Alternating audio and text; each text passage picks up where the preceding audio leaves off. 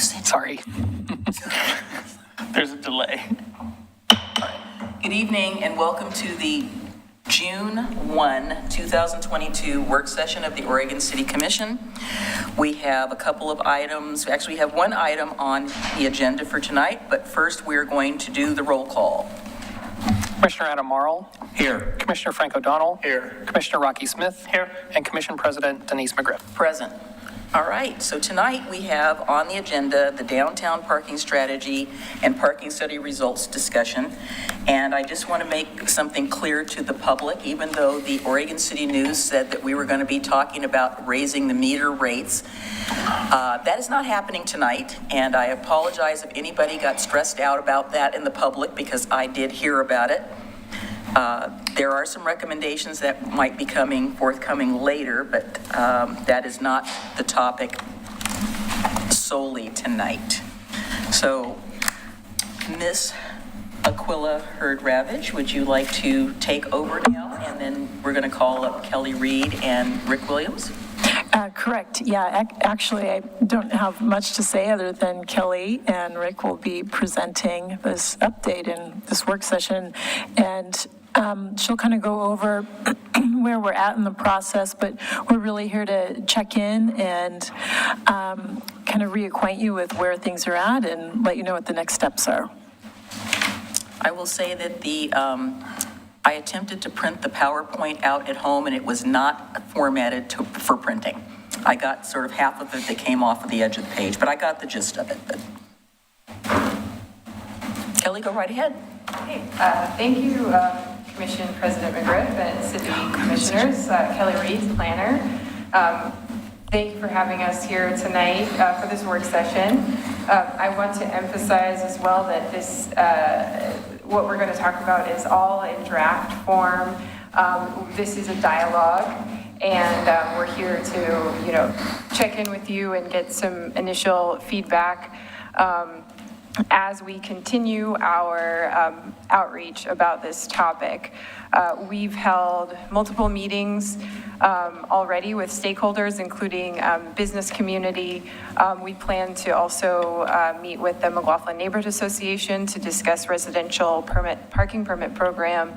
And we've actually sent a mailer about the study and this work session to every address within the parking study boundary.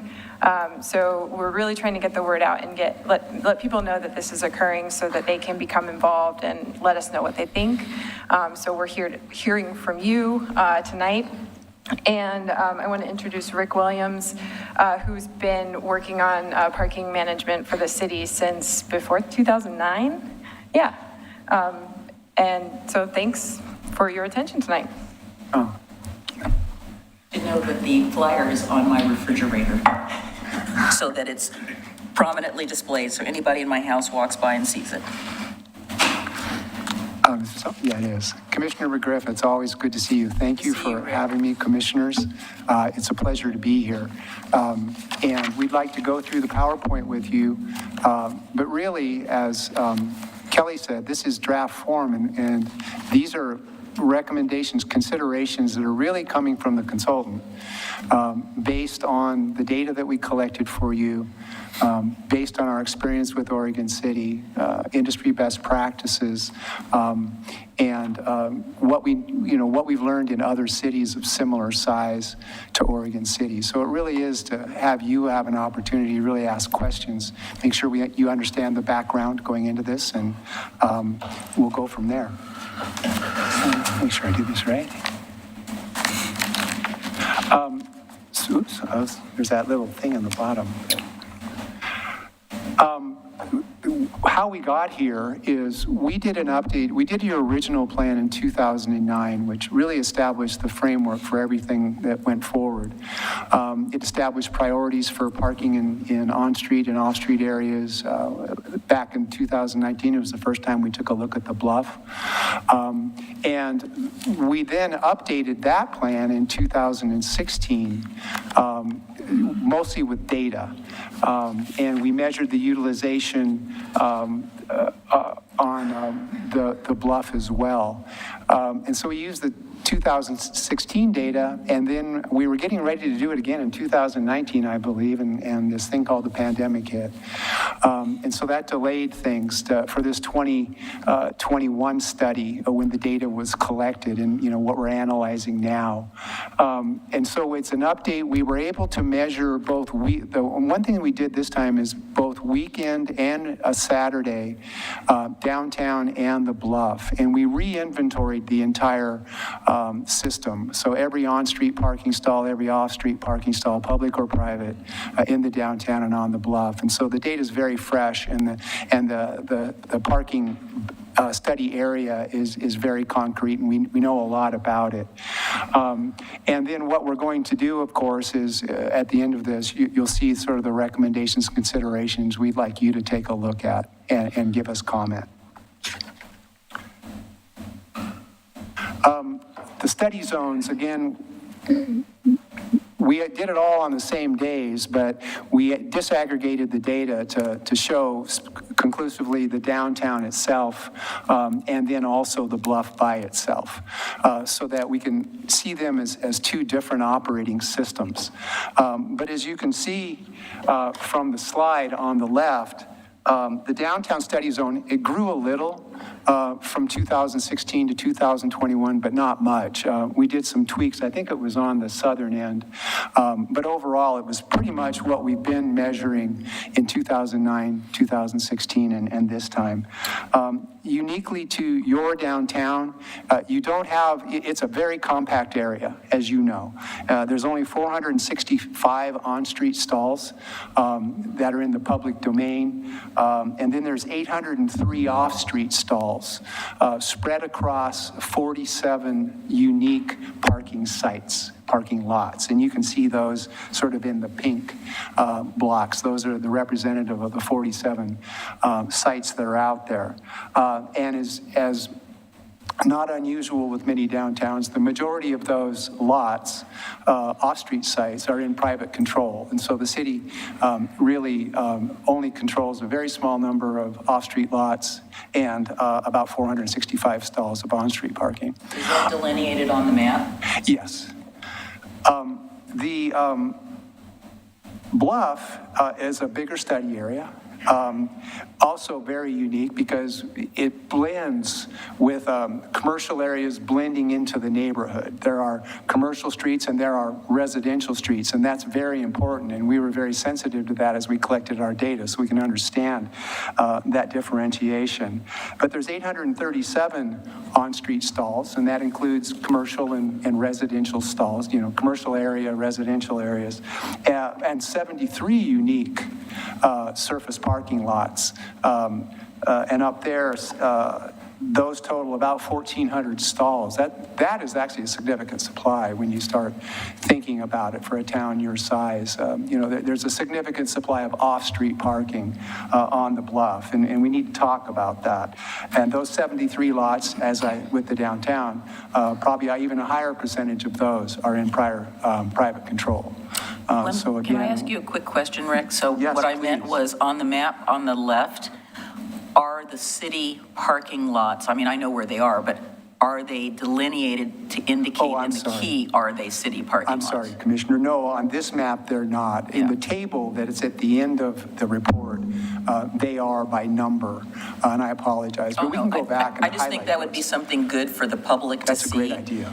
The other thing that might be helpful as well is overlaying that with the zoning, because obviously Yeah. most of us have an idea of what the zoning is down in downtown. It's one continuous zone.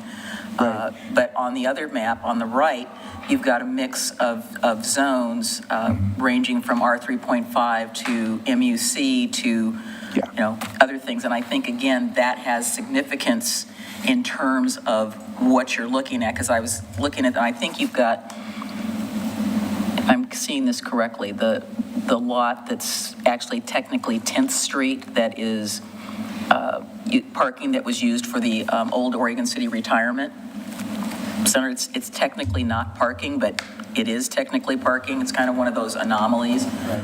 Or the lot as I'm thinking, that's adjacent to the Singer Hill Cafe. There's like a half a block there next to the battery. Right. Is it Exchange or Battery Factory? I can never remember. There's there's a lot there, yeah. But what we can do, if it's my recollection, we do have these lots on an overlay of the zoning in the report. But I like your idea. I think when we go to the public, we could probably replace these maps and put the zoning in. Nothing changes in terms of the locations, but they can see how they break out, particularly on the bluff. Yeah, that's what I'm just thinking, is Yeah. it's more of a visual representation that might help them see kind of what the difference is between the areas that, it's what you have here. I mean, we're familiar enough with it, but when you're doing your additional outreach, I think that would just be really helpful. I think it's a really good point, particularly when we start talking about potential expansions to the Exactly. residential permit program. Exactly. Yeah. Thank you, Commissioner. The inventory findings for the downtown is in 2016, again, downtown on street, 92 stalls were dedicated to permit only, or you can park all day for free stalls. And those are in the downtown, and they're delineated on maps in the report. And now, from 2016, an additional, I'm not good at math, 54 of those stalls were added to on-street parking in the downtown.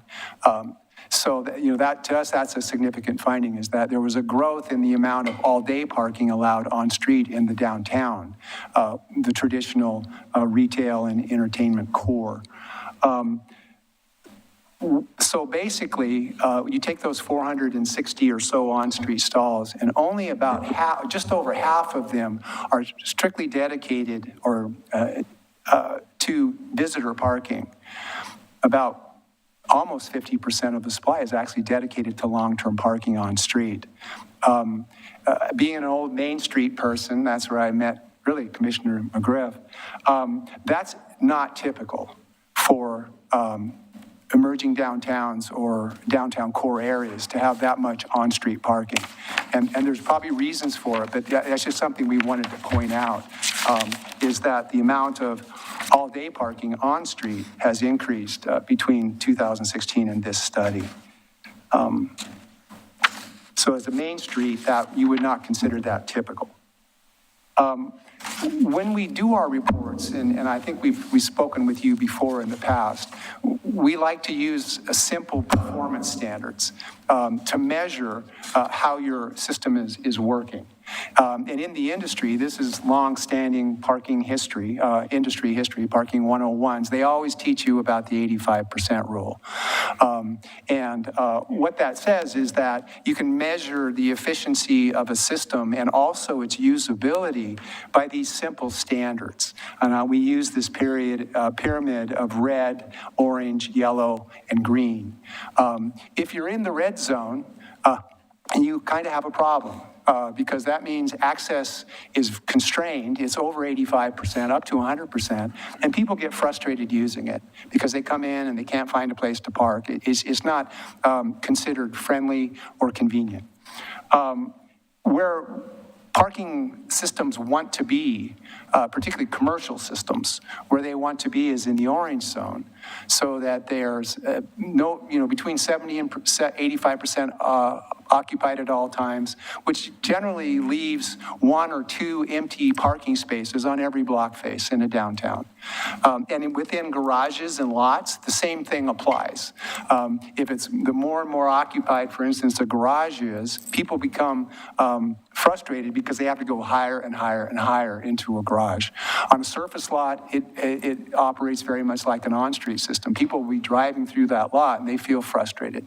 So also what's important about the orange zone from a Main Street point of view is it also reflects really robust business activity. There's a lot of volume. There's people coming, there's people going, there's parking available. But I had a friend in the business who once said there's a messy vitality going on within your parking system. So it also is a way, when now you get to the yellow and green zones, there's probably plentiful parking, but from a Main Street and a development point of view, it tends to indicate that you have lower quality businesses and something's not happening here. So just because you have abundant supply doesn't mean you have a vital Main Street. And so those are just the simple indicators and we use that. And as you know, as you've seen our report, we use the 85% rule a lot to reflect the data that we gather. Really quickly, these are the changes that have occurred between 2016 and 2021. And as you can see, the pandemic has had an impact on parking in the downtown, particularly in the early morning hours. And that could be a reflection because you do have a lot of long-term on-street parking. This is the on-street on a weekday.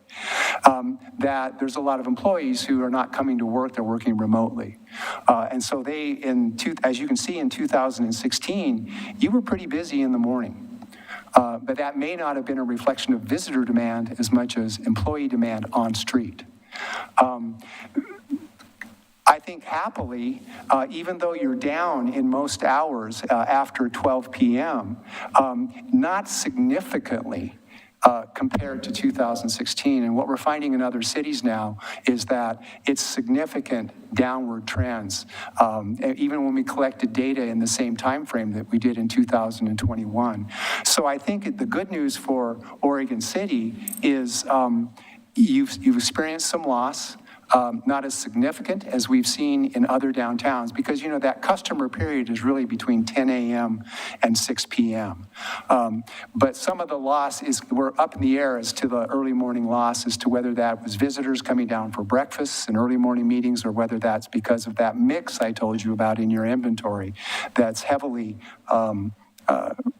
long-term and permit. Do you think there was some effect because during COVID, which we're still in, they weren't having juries? So Good point, Commissioner. Good point. Those Very folks much. weren't downtown. Right, and they were coming in those early morning hours. That's a really good point. They usually come in, what do they usually start? I haven't been on jury recently, but I think you have to be there at 8 o'clock or something like that. So I would amend my comment and say it's a combination of lost visitors, employees, and jury. That's a very good point. Thank you. This is the weekend, and so the previous slide was the weekday. This is the Saturday. And as you can see, it's the same type of a trend that we saw on the weekday. Occupancies are a little bit higher on the weekend, but that loss in the early morning hours, and then there is a bit more of a dip between 4 and 5 p.m. than we saw on the weekday. But again, as compared to other cities with that sort of anomaly on the front end, we're not seeing Oregon City drop as much, but we expected it. We wanted this study be a new baseline so we can make decisions going forward. But as always, Oregon City has a strong downtown, and I think that reflects. I mean, it's taken a hit like all downtowns, but not as significant as we've seen in some others. Question, so between the time of 2016 to now, I think, I don't know what the number is, but obviously we've increased the number of restaurants downtown. So I had a meeting downtown last night at 6:30, and it was pretty full between 9th and 7th in terms of, I found a place to park because I'm willing to walk a block or so, but it was pretty solid all the way through. And when I got done with the meeting, I drove all the way down to 5th and then did the loop because I was thinking about your study and looking at the parking, and it was even more dense from 7th to 5th. Right. And I don't know if that's because of Hings and the Oregon City Grill that's down there and the 505. Well, my reaction to that is this data was collected in September during very good weather. And my hope is that, like I said, you guys haven't taken the level of drop that we've seen in other cities. My hope would be that we're starting to see it even come back. And that's why, one of the recommendations is always, let's refresh the data. This was simply a point in time. And so I hope that's good news, Commissioner McGriff, that, we saw this in September. There's good news in it from a pandemic point of view. And hopefully what you're seeing visually is a reflection that from September forward, we're just starting to see downtown come back. That would be our hope. But again, we need data. That's that constant refreshing of data. These two slides, again, are in the different peak hours using that 85% rule standard.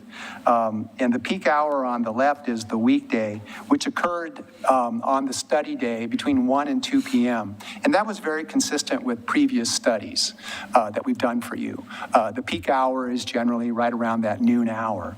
But as you can see on the left, so you remember the bar graph I showed you, and literally, basically you're always around, you're under 60% occupied. There's a lot of green right now. And the only red, does this have a pointer? Oh, the only red, as you can see, is in the lower right-hand corner. Oh, I'm sorry, on the left-hand side. The lower right-hand corner. Yeah, right there. And I apologize, I should have, I tried to keep my slides short. It was much more red in 2016, as you can imagine. But was uniquely interesting, and so again, we know that it's down. It was in September. We're hoping it's coming back. So we have, what this does is it gives us time to do the right thing, is to put some new priorities in place and begin planning. Because, from this slide, it says we've got some absorption. We don't need to do anything radical yet. On the right-hand side, though, you're looking at Saturday. And the peak hour on Saturday is the same hour. And in the past, we didn't do Saturdays that often. So what's interesting is you can see what red starts to do to your downtown. And so this would say people, over half of those block faces are red. So people in that area may be saying, this is difficult.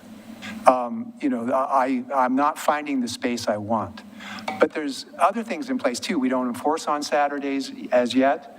And so those are things to think about.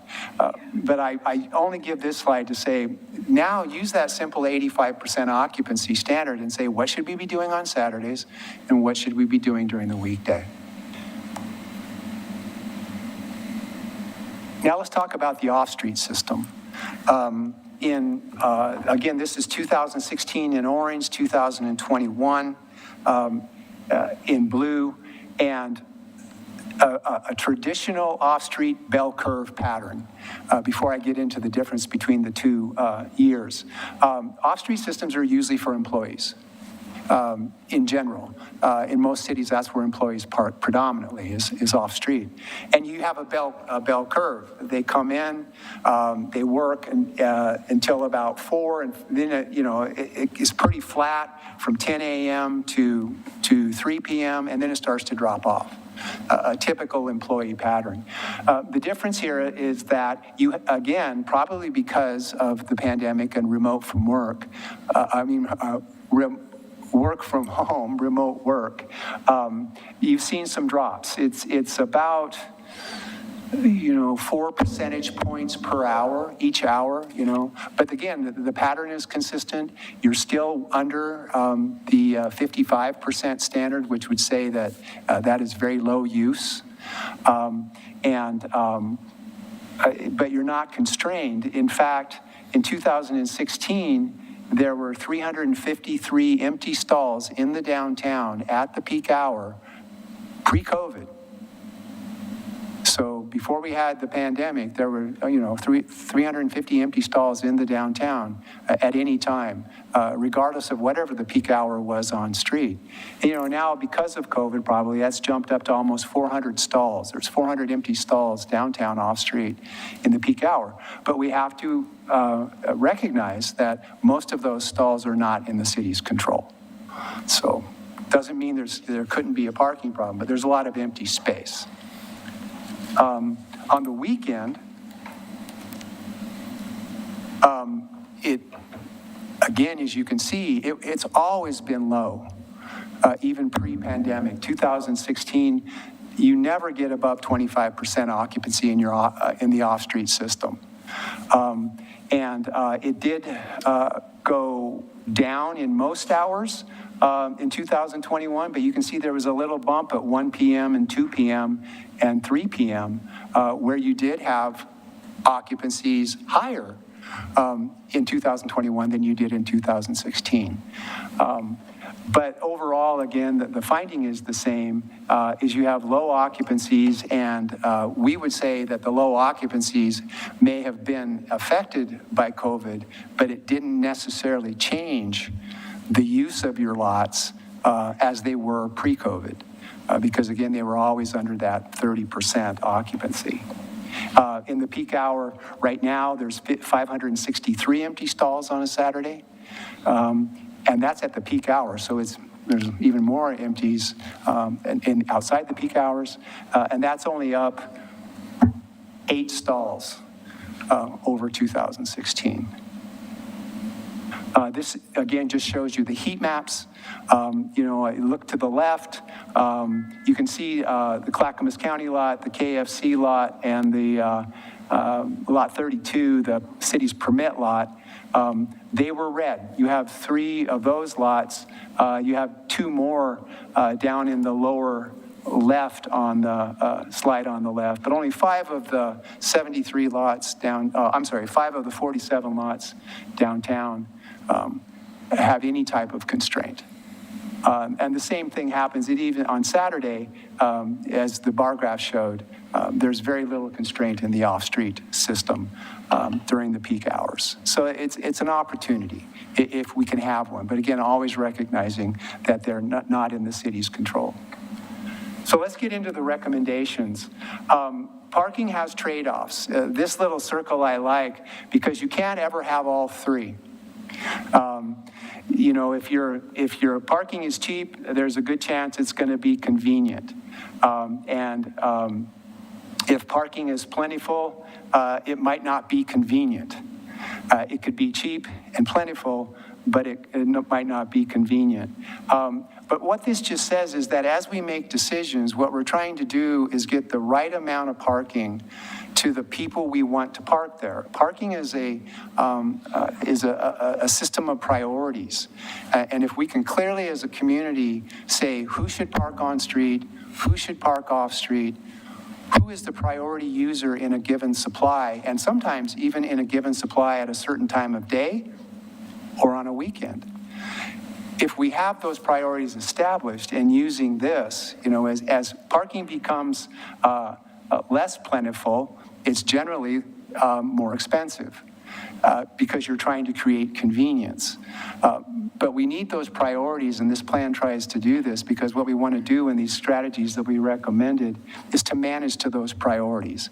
And that's when we have some people will resist, and that's to be expected because they may be a priority in this supply of parking and not a priority in this supply of parking, but our goal is to find them parking where they are the priority: residents, employees, visitors. So it's a fun way to think about parking. So the recommendations for the downtown.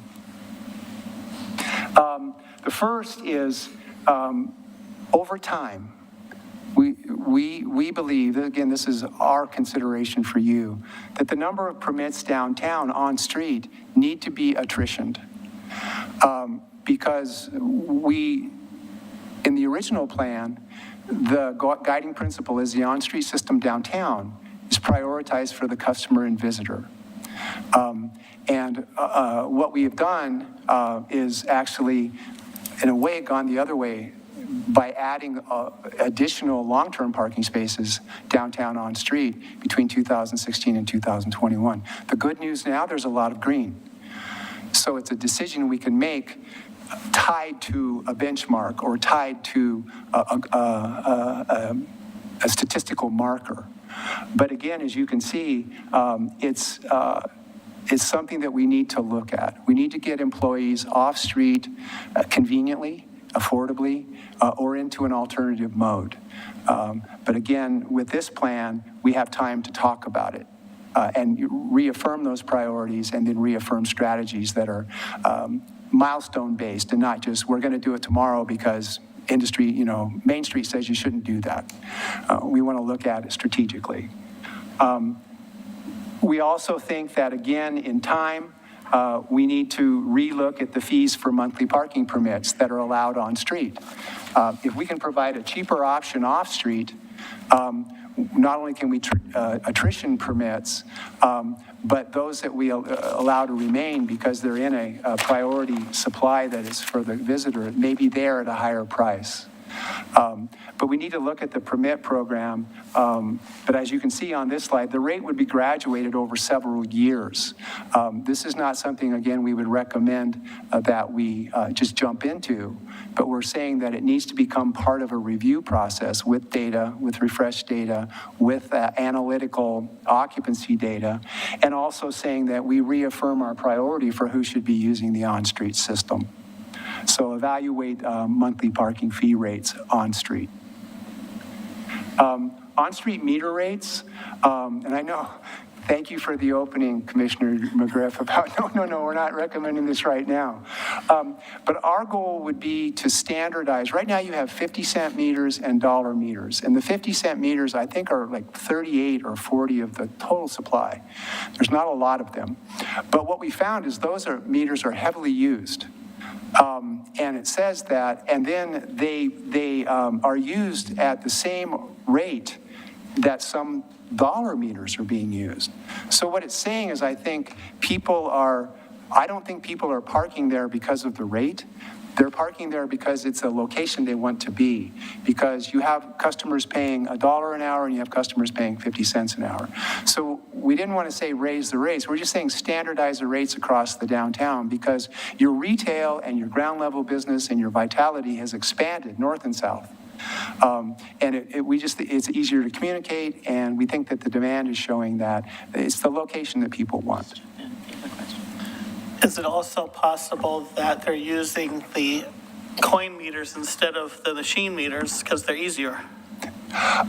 Well, I don't know how to answer that one perfectly. Because we have different meters in different sectors, so that could be a part of the issue too. Yeah, what we've heard from studies in other cities is that in the old days, coin meters were very convenient, right, because everybody carried change in their pockets, and the meter rates were $0.10 an hour. And so, but now today, when you get above 50 cents at a coin meter, or $1, or like in downtown, larger downtowns, $2 an hour, people don't have that change, and it becomes very inconvenient. So the credit card, but yeah, I think in the past, coin meters were convenient, but I think in this age, they're less and less convenient because there's not that much change in the system. Well, frequently our coin meters work better than our. Oh, in terms of reliability? Okay. Yes. Yeah, okay. It's not I get your point on the other issue, so it's a combination of both. I understand that, yes. Yeah, they were pretty bulletproof when they built them. And then there's a few in the downtown, just like we talked about, attritioning permits. There's some spaces in the downtown that are near meters, but it allows all-day free parking. And what that does is it benefits employees to specific businesses. And really, within the public right-of-way, we don't want to do that. And also in a down, if we're going to have no limit parking, think neighborhoods, in some cases, think areas where you want people to park all day. So to us, that's simply kind of a housekeeping, is to bring those up to being 2-hour meters like downtown, because they're in the downtown like the rest of the system. We think it encourages the short-term user, it meets the priority, and it eliminates this sort of, I get here at 6 o'clock and the same, literally, let's say there's 40-some spaces, literally the same 40 people are parking there every day. And so we think it's just a Can you go a back good- to that one? Oh, yes. I was just asking Commissioner Smith, I said, where the heck are the 50-cent meters? Well, I see where they are, you have them in the green. Yeah. I don't park down there. Right. Believe it or not, Commissioner, they actually get pretty good use when we compare them to the rest of the system, so. Well, wait a minute, yeah, I have parked by the hat place, but I use the parking app. Yeah. So anyway, I think the no limits are a housekeeping issue, as well as that of trying to get back to that Main Street philosophy of minimizing the amount of all-day parking on street downtown. But of course, we got to give those long-term parkers an option, and that's again why we have time to talk about this. Yeah, please. So, can you talk a little bit about, because we've had this conversation quite a bit in recently with, down on the 1410 with these permit parking spaces, which we found that a large number of those spaces were Never used. bought by one business, rented by one business. We should not allow. And how do you sort of reconcile, if you say get rid of more of those spaces, like I think it's the red zone that's along Railroad Avenue, there's quite a few of them. And I know that those are mostly employees. If we phase those out, can you talk a little bit about do you have recommendations on what our price should be on a monthly basis for the stalls that we do have versus what the private sector is? Should we be more expensive or less expensive than the private sector? Because if we phase those out, those employees are going to be forced to pay, I think, a substantial amount more of money to go to a private lot. Right. No, what we're trying to do is establish what the market for parking is in public supply. And at some point in the future, as you see much more dense cities or denser cities, the rates charged in public facilities are very similar to the rates charged in private facilities. What we're trying to do now, and I think directly to that question, is first we would want to get them conveniently off-street. So, a phase 2 of this plan, and now look at what's around there, and can we create any, which will be the next slide, create any partnerships with the private sector. But no, what we're trying to do is find the market within our supply. So if we, the city, can control a certain number of off-street lots or have, which the city owns, or have partnerships with private businesses that allow us to put some of our folks into that supply, then the demand for those spaces would drive the price. And as you saw in the report, right now there's a waiting list for parking in the public supply for permits. And the industry would say you shouldn't have a waiting list. So to a certain degree, you may be a little bit below the market, but we wouldn't say, I'm going to make this number up. They're charging $125 a month at a private lot. We're saying, no, what would we need to charge to get our waiting list under control? So again, I think, theoretically, over time, as Oregon City grows, public rates would be very similar to private rates. But right now, what we're trying to do is we're trying to create an efficient transition of current long-term parking on street in the downtown into off-street locations affordably. And we would use our own demand to determine the rate. And right now, you have rate ranges in your code that are established for each of the zones of the type of permits you have. And there's already has been established a high end on what those rates can be. And we're not this time saying change your rate range, but again, manage your parking to your customer. But again, do it strategically. But I think long-term, from the consultant's point of view, you have too many long-term parkers on street in the downtown, if you want to grow your business back to where it was and where it could be for those ground level businesses and businesses that have a high visitor demand. So one of the things that you may have noticed or may not have noticed in the interim time period is that we have a lot more what I would call service-oriented businesses. So there are I believe three, and I think they're called estheticians. Yeah. There is still only one nail salon, so this is going to apply generally to women. So when you're going to one of those places, sometimes the appointments last longer than 2 hours.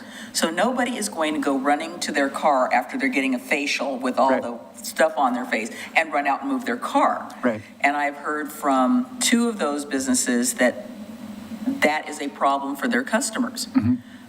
Because they're either going to want to be within a block or 2, and because of the services that they're being offered, they're not going to leave. So some business has been lost due to the fact that there is not a place for them to park that is beyond 2 hours for those types of appointments. And for some reason, Oregon City has attracted more of those businesses downtown, which is amazing because it's filling the space. But the service level that people are getting is sometimes longer than 2 hours. Well, there's a potential solution, but again, it's something for all of us to discuss as you move towards this. I'll give you a real quick example. A similar situation happened in downtown Vancouver. It was the School of Beauty. The typical stay was between 2 and 3 hours.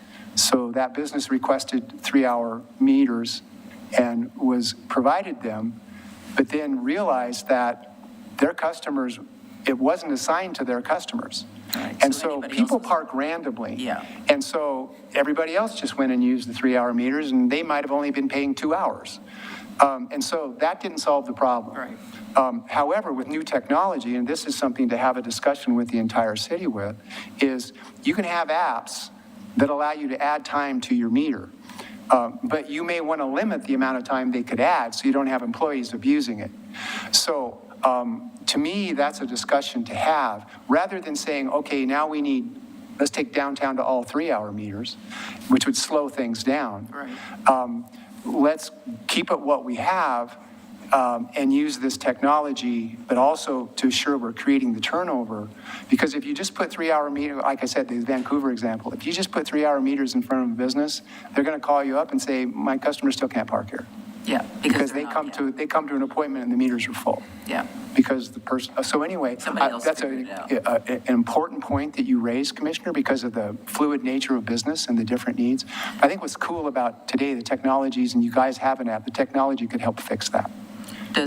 I guess, Ryan, maybe you can just shake your head yes or no. So does the Hotspot app, I know it allows you to add time, but it is also say after 2 hours, you need to move your car? Yes, he's nodding yes. If I understand your question, Commissioner, there are apps that will say, because I use the app, it knows when you parked and it knows when you're supposed to come back. And it will send you a text that says you have 15 minutes. And if you had this change, it'd say you have 15 minutes, what do you want to do? Get back and or leave, I'm done, or, I can add. So yeah, that's how creative that technology is. I'm getting my nails done, I can't move my car. There you go. Yeah, but I think there is a solution to that. I think it's a really important question because of the different types of businesses.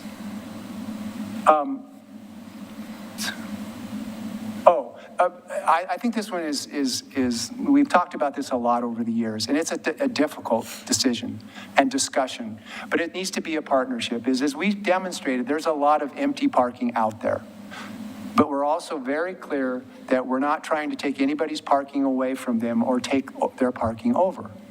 But if we could continually have a discussion with DOCA in the lead, business to business, the city is the facilitator of data and good objective information. And go to owners of lots and say, you're sitting on 10 empty parking stalls in the peak hour. Can we put 3 of our employees here? Again, we're not going to threaten. We don't want all 10 spaces because then you'd be full. And then we'll review it over and over, and we come back a year later, and now you have 7 empty spaces. Can we get 1 more? But I think this is critical. You know, the cost of a parking stall to build is between $45,000 and $65,000 a stall if you put it in a structure. If you take half of the 350 stalls that are sitting empty downtown and multiply, so that's 175 stalls, multiply that by $45,000. Multiply that by $65,000. That's the opportunity cost of this potential partnership. But again, it should be business to business. The city should be a partner, and the city should lead with facilitation and lead with data, but let a business to business relationship happen. It's not easy, but it's just a huge opportunity. Did you come across any lots downtown that are privately owned that are predatory lots? I'm not sure what you mean by that, The Commissioner. You ones mean where illegal? you park here and we will tow you? You know, I haven't seen a lot of signage in that regard in your downtown, but I'm sure there's lots that do it. There are some downtowns that I go to where every lot has this, park here, if you park here and you're not going to this business, we will tow you. I mean, I don't see tow trucks driving around Yeah. like I did have in Portland, but I do know of at least 2 lots I know that Yeah. are signed that way. Yeah, well, we've always seen in our parking relationships and work we've done for you, Oregon City is a very friendly downtown. Another question. In other cities that you talked about technology a little bit, in other downtowns, we've got this app and we're kind of looking at the future, and do we completely get rid of meters, upgrade the kiosks? Are other cities reliant 100% on apps? And if so, how does that work well? Well, if I understand your question, Chief, yes and no. Yes, more and more cities are going to apps, but you still need meters because there's some people who don't know how to use an app. They don't know the app's available. But if it's well communicated and well managed, there are some cities that have transaction rates. So you look at all your transactions at a smart meter of approaching 40% of all transactions or more. But that means, even though that's a really good rate of transaction, it still means 55% want to use a meter. But I think, to Commissioner McGriff's question, if there is an opportunity to add an hour, let's just say, okay, you can add an hour once, that might encourage people to say, now that's why I want that app. So I hope I answered your question. But Yeah, there's no city that has no meters and just apps. So when you say no meters, so downtown Portland, you can use an app and then they still have kiosks, but they do not have meters. Yeah, I mean, I'm sorry. So Yeah. kiosk Yeah, or kiosk. not necessarily A smart quarters? meter. Okay. A smart meter. So really quick on this, I hope I'm not taking too much time. No, you're fine. Because of what we saw on Saturdays, we think you should at least consider, and maybe even it's intermittent, random in the future. It doesn't have to be every Saturday. But because of those red spots that are starting to happen, we think because you enforce in downtown now, Monday through Friday, you might want to take a look at what would happen in dispersing those red areas with some enforcement to make sure people aren't parking all day at a 2-hour stall in front of a retail business on a Saturday. The data is suggesting that Saturday enforcement is something that you're trending to. And so that we would say, that was actually strategy 8. Strategy 7, kind of back to Commissioner McGriff's point, we were starting to see an upward trend, and we saw it again in 2016 to strategy 7, that some of your higher occupancies were actually occurring at 5 and 6 o'clock. And so 5 o'clock would be here and 6 o'clock would be here, but we weren't there at 7. And so the next round of data, we've already talked with staff about we should collect data later. And if that trend continues, then we would think about extending weekday enforcement hours to 7 p.m. But we think that should be data-based, but it looks like you're trending that way. So now let's talk about the Bluff. As you know, the Bluff is interconnected. Downtown impacts the Bluff. The Bluff impacts downtown. You have the elevator. It's by virtue of geology, you have sort of this bifurcated downtown.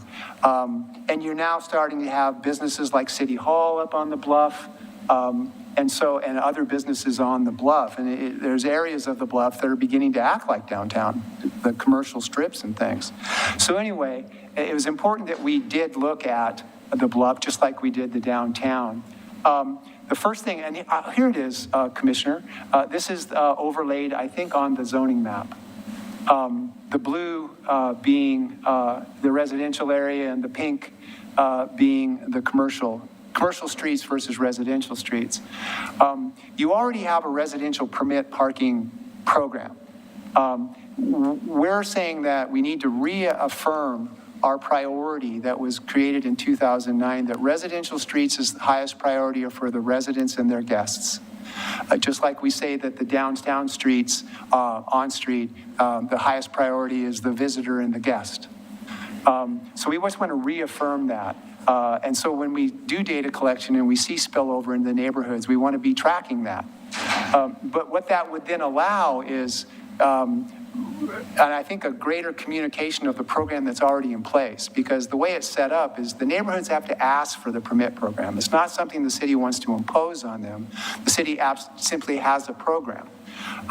So we're thinking, because of the way things are trending, that we need to be on top of this. We need to let residents know that we're collecting data, that the residential permit program is available, and that if we have documented cases of spillover, then we could convert those at their request to 2-hour parking or by permit, just as is the case in some of this residential zones already up on the bluff. This recommendation is just to reinforce what you have, communicate what you have, and support it with data.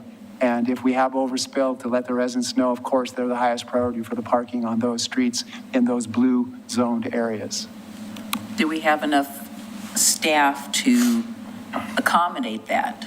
That's a great question, and that's why, again, for continuing discussion, I think staff would have to come back and hypothetically, Commissioner, say, what if we doubled the number of permits? And we also need enforcement up there. Once you create a program, you have to enforce the program, and we've heard that strongly from the community up on the bluff about the need for more enforcement. So at this time, we haven't assumed those cost hits, but Commissioner, we're very well aware of them, and of course we have to have that discussion. Because right now, there's not that much enforcement up there, just given the size of staff currently available. On the commercial streets, we haven't really landed on it yet because the occupancies are so low on commercial streets, except maybe on the Strip. But the commercial streets in the Bluff are very, very low. What are you considering the Strip? You mean 7th Street? Yeah. Okay. I'm sorry. But there's just a lot of empty on-street parking, and there's a lot of empty off-street parking. And we know it's going to take time to convince people to allow employees to park in off-street parking. It's as big a challenge on the Bluff, even though they've got more of it. It's as big a challenge on the Bluff as it is in the downtown. So strategy 9 is we're considering now is that as we move forward with the discussions and a further review of the data, that you either implement 2 or 3 hour time limits on blocks adjacent to commercial areas. We'd have to talk to business. Already some businesses on the Bluff said, I'm not interested in 3 hours. And we're totally comfortable with that. But we're just trying to maximize the supply of empty parking on street as much as we can. And then in an interim manner, while we're trying to work on these shared use agreements, just like we're trying to do downtown to move employees on-street downtown into off-street facilities, is consider allowing a controlled number of on-street permits kind of around the streets near the elevator. They would be 2 hour or 3 hour by permit. They would be limited in their number, and they would be interim. They'd be sold on a monthly basis until such time as we can begin to offer opportunities in off-street facilities. We think that it helps. It better utilizes the entire supply. You would never sell enough permits, going back to the 85% rule. If you have a supply of 100 parking stalls, in this case, we probably never sell more than 50 permits because we want those parking stalls, really, if they're 3 hour stalls or 2 hour stalls, we want them to be for visitors. But we think this is a great interim buffer while we try to get a shared use parking program going. And again, as in the downtown, it's all contingent on how successful we are with the shared use program with the private sector. System-wide, and then we're almost done. This would apply to both areas, and whether, right now you have a great TDM working group, and that we would want that to continue. They're very engaged. They're looking not only at parking, but at transportation demand management.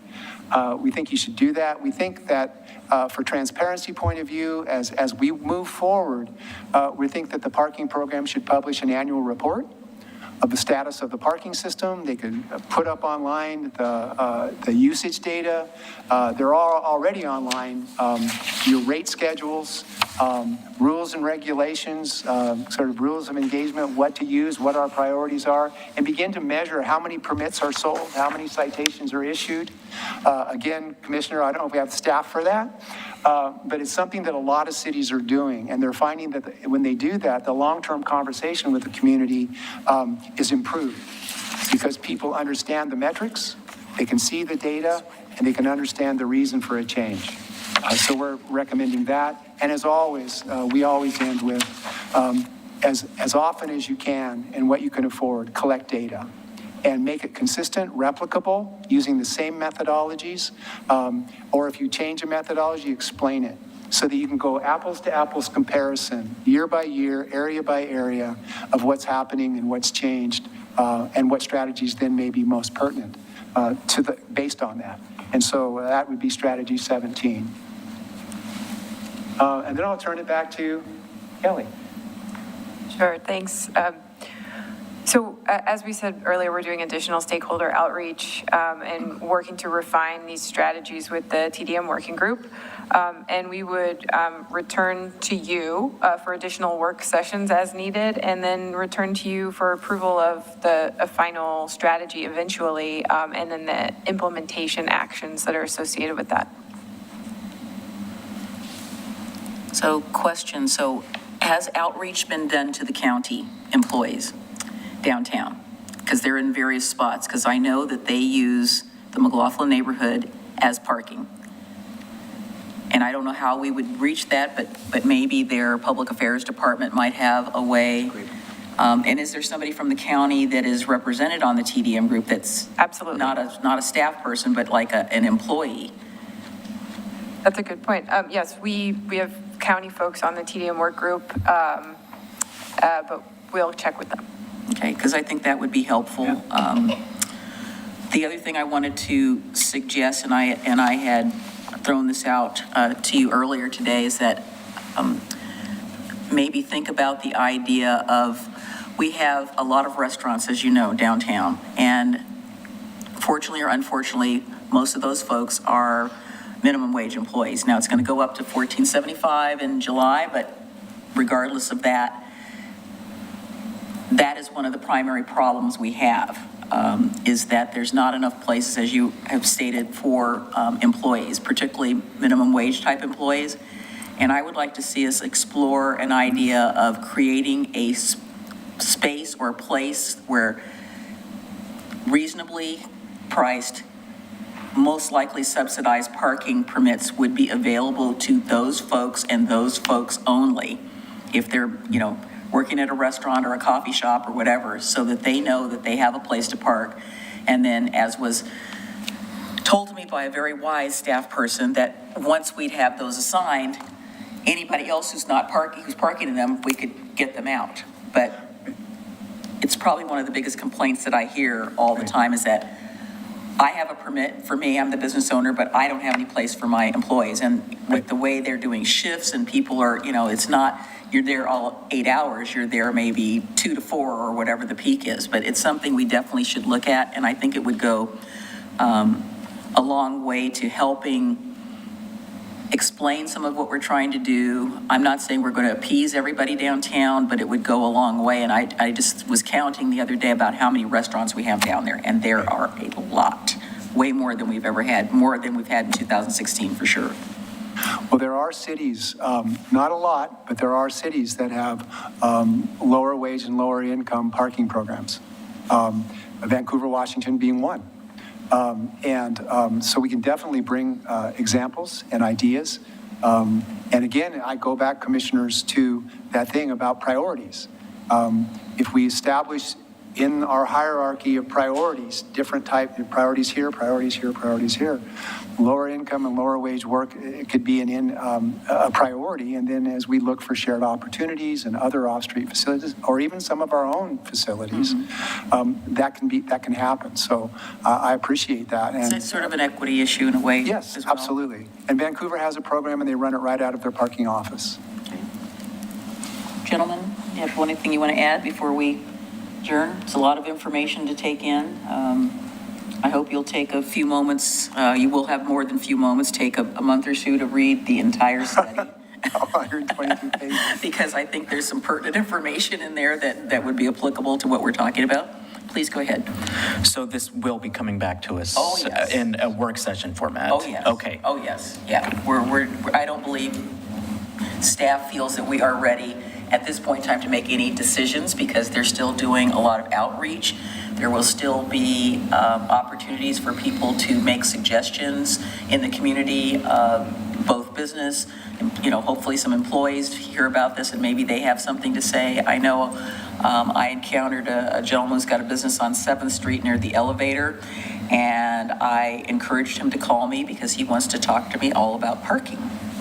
And I said, bring it on. And I stopped by and saw him the other day, and I said, when would you like to meet? So I'm waiting to talk to him. So in the interest of time, I will hold my Yes. questions until such a time as Okay. that. But yeah, you can always send them to Kelly, and they can talk to you. I had a few questions myself, and I discussed those with Aquila and Kelly, and it was, just give them some idea where things that I had heard or was thinking about. So that's helpful. All right. Well, being no further business, thank you so much. Thank As you, always, thank you for the opportunity. staff in the back 40 for being here for that, and we look forward to talking with you. So we will adjourn the work session, and we'll come back is it 4 minutes? 5 minutes.